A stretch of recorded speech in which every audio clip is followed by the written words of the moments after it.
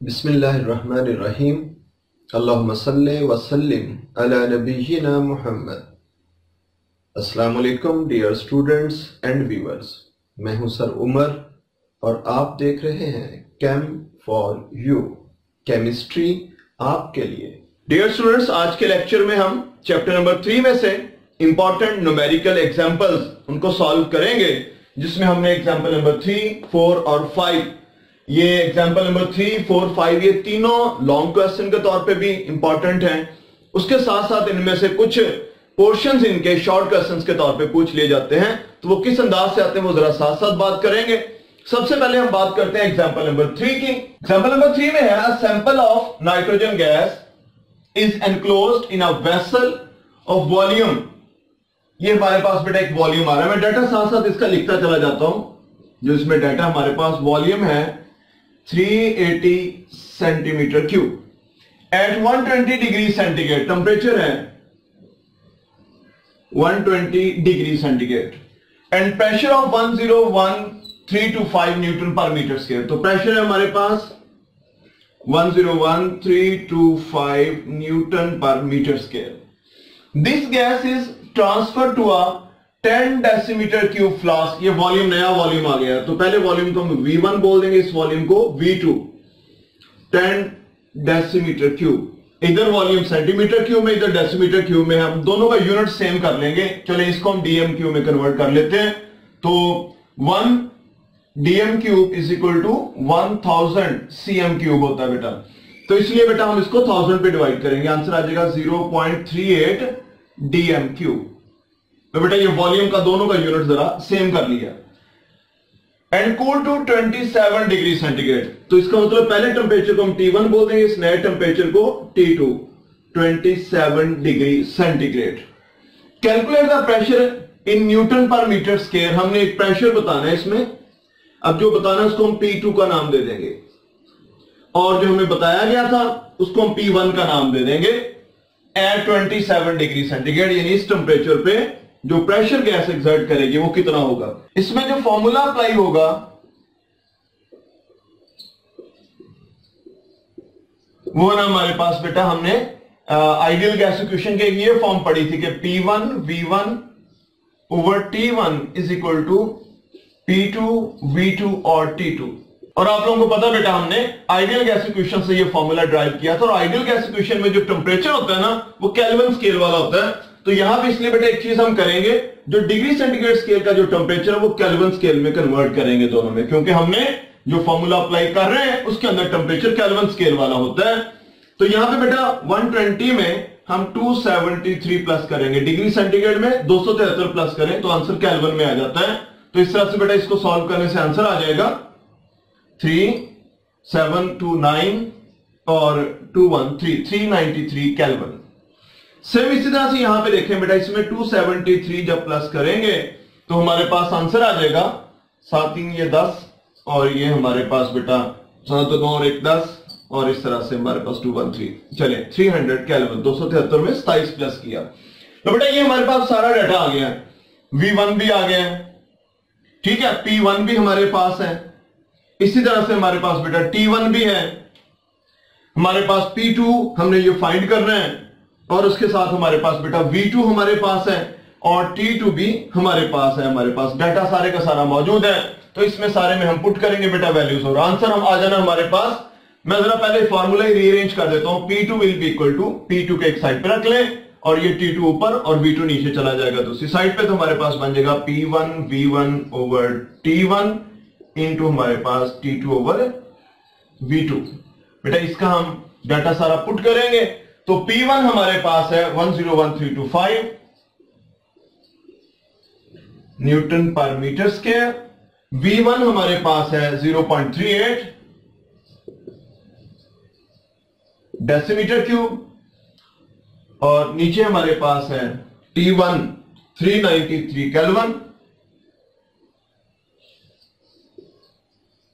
इसी तरह से हमारे पास बेटा T2 है 300 केल्विन,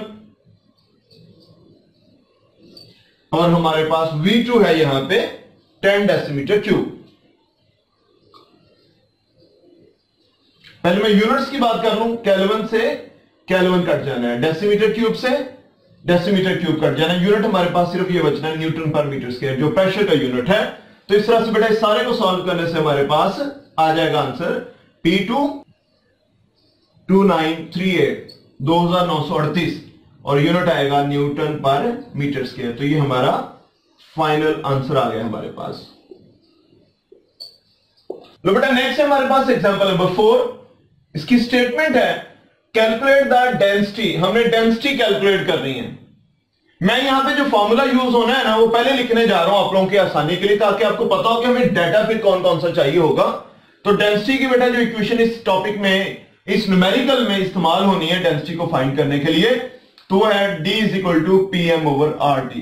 यानी आपको डेंसिटी अगर फाइंड करनी है तो बाकी P pressure, molecular mass, R general gas constant और टेम्परेचर, इन चार की वैल्यूज का आपको पता होना चाहिए। और वो चार की वैल्यूज बेटा आपको इधर डाटा से, या R की वैल्यू जो है वो आपको जुबानी याद हो। जरा हम इसकी बात करेंगे कौन सी वैल्यू यूज होनी है अभी।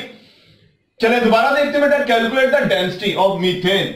अब गैस कौन सी? मीथेन। इसका मॉलिक्यूलर मास हमें चाहिए। मैं सबसे पहले इसका मॉलिक्यूलर मास ही लिखने जा रहा हूं, मॉलिक्यूलर मास ऑफ मीथेन। तो कार्बन का एटॉमिक मास होता है 12, एक हाइड्रोजन का एक, 4 का 4, तो 12 और 4 16, तो 16 ग्राम पर मोल ये इसका मॉलिक्यूलर मास या molar mass. At 0 degree centigrade temperature भी हमारे पास आ गया, 0 डिग्री सेंटीग्रेड, इसको केल्विन में चेंज कर लेना है। तो 273 प्लस करेंगे 273 केल्विन। उसके बाद हमें चाहिए प्रेशर 1 atm प्रेशर। तो प्रेशर है हमारे पास 1 atm। तो डेंसिटी हमने फाइंड करनी है। अच्छा, आर की वैल्यू आपको जुबानी याद हो, ये कांस्टेंट है। और आर की वैल्यू बेटा जो यूज हुआ करेगी इस टॉपिक में, या मोस्टली बल्कि आपकी बुक वाले आपकी आसानी के लिए आर की बजाय इसके कि आपको भी कंफ्यूजन हो कौन सी वैल्यू कहां इस्तेमाल करनी है, हमने आर की मुख्तलिफ वैल्यूज और यूनिट्स पढ़े हैं। तो आर की वैल्यू जो कॉमनली यूज होगी वो बेटा होगी 0.0821, जो सबसे पहले हमने ड्राइव की थी वैल्यू, डेसीमीटर क्यूब एटीएम पर केल्विन पर मोल। हम इसके ऊपर फॉर्मूला अप्लाई करते हैं, अप्लाई फॉर्मूला।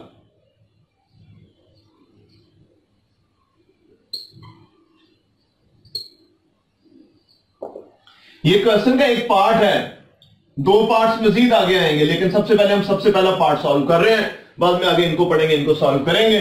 तो फॉर्मूला बेटा अप्लाई करने से क्या बनेगा हमारे पास कि D = PM/RT। तो इसमें हम वैल्यूज पुट करते हैं बेटा। प्रेशर है हमारे पास 1 atm, मॉलिक्यूलर मास हमारे पास 16 ग्राम पर मोल, आर है हमारे पास 0.0821, डेसीमीटर क्यूब atm पर केल्विन पर मोल, और टेम्परेचर है हमारे पास 273 केल्विन। तो बेटा इस सारे को सॉल्व करने से जो हमारे पास डेंसिटी का आंसर आ जाएगा 0.7138, और यूनिट्स आ जाएंगे, ये एटीएम कैंसिल हो जाएगा एटीएम से, पर मोल से, इसी तरह से बेटा जो पर केल्विन है वो केल्विन से, और यूनिट बचेंगे सिर्फ दो, एक ग्राम और एक नीचे डेसीमीटर क्यूब, तो ग्राम पर डेसीमीटर क्यूब। तो बेटा ये हमारे पास डेंसिटी आ गई, ये हमारा एक आंसर आ गया है।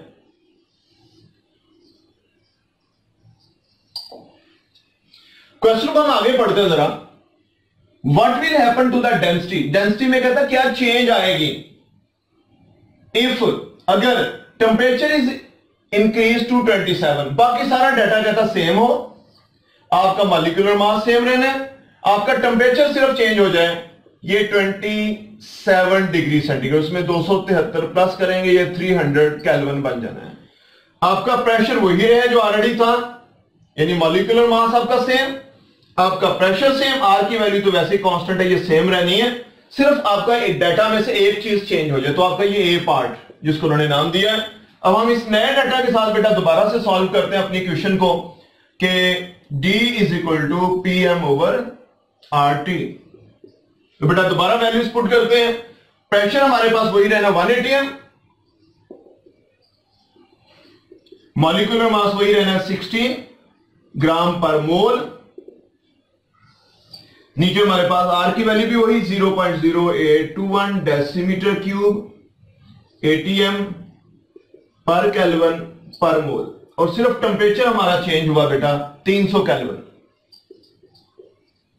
तो इस सारे को सॉल्व करने जो आंसर आ जाएगा हमारे पास density is equal to 0.649। Unit same उसी तरह से कैंसिल हो जाएंगे, ग्राम और डेसीमीटर क्यूब बचेंगे, तो ग्राम पर डेसीमीटर क्यूब। ये बेटा हमारा सेकंड आंसर आ गया,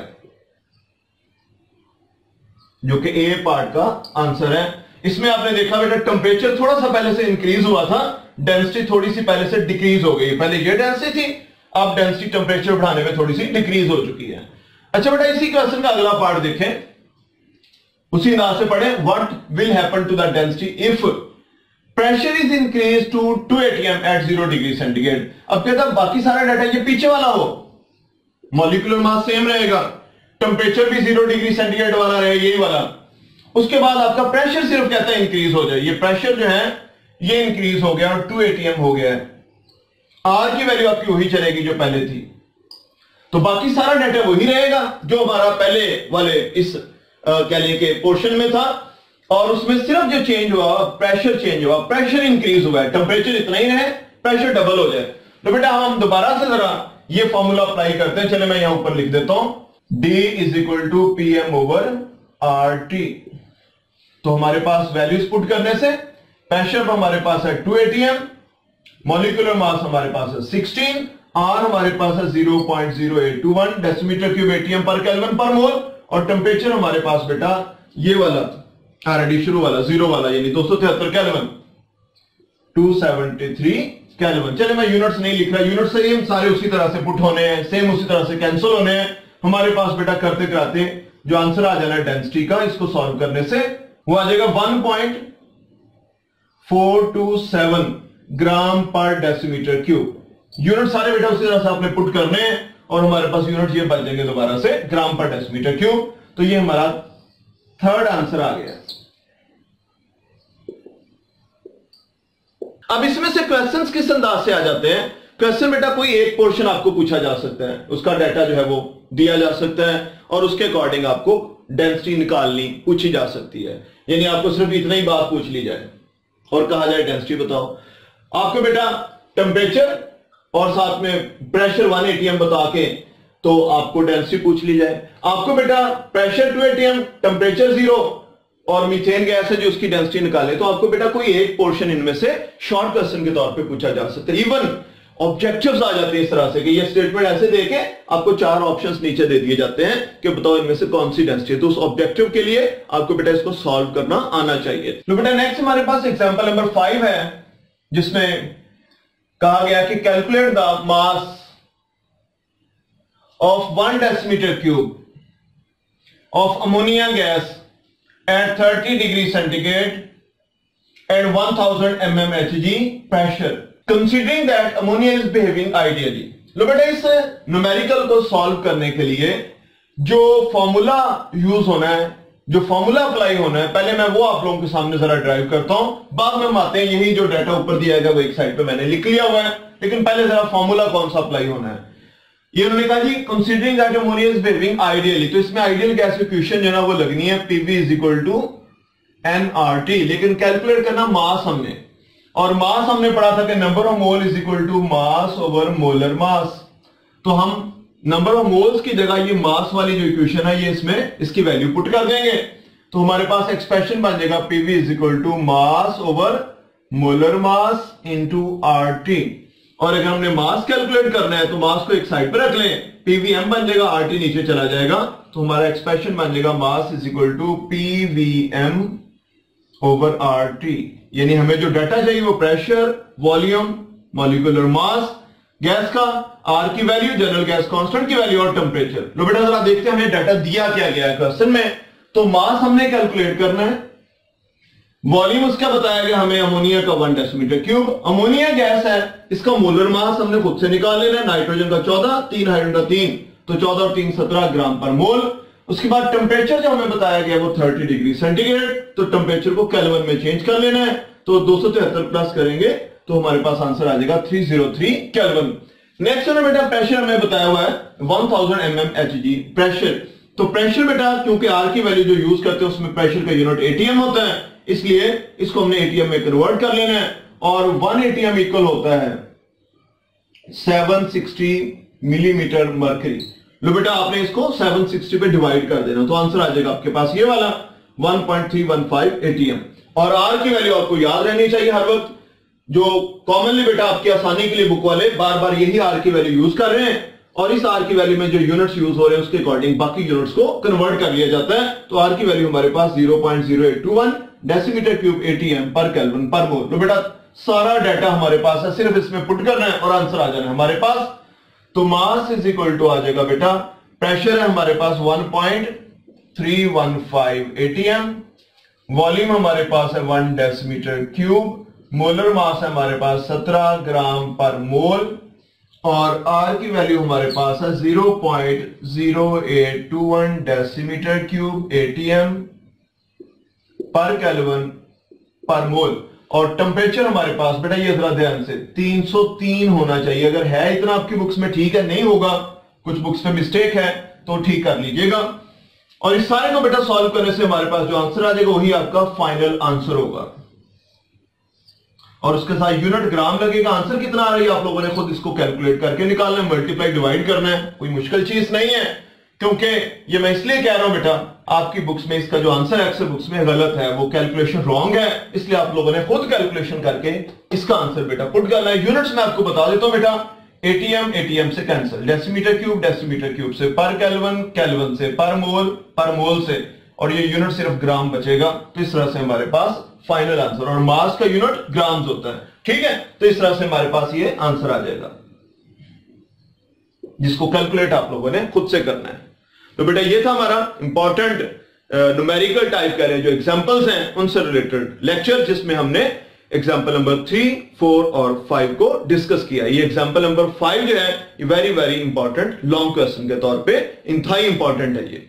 तो बच्चों आज के लिए इतना ही, इंशाल्लाह मिलेंगे नेक्स्ट वीडियो में नेक्स्ट लेक्चर के साथ। तब तक के लिए अल्लाह हाफिज।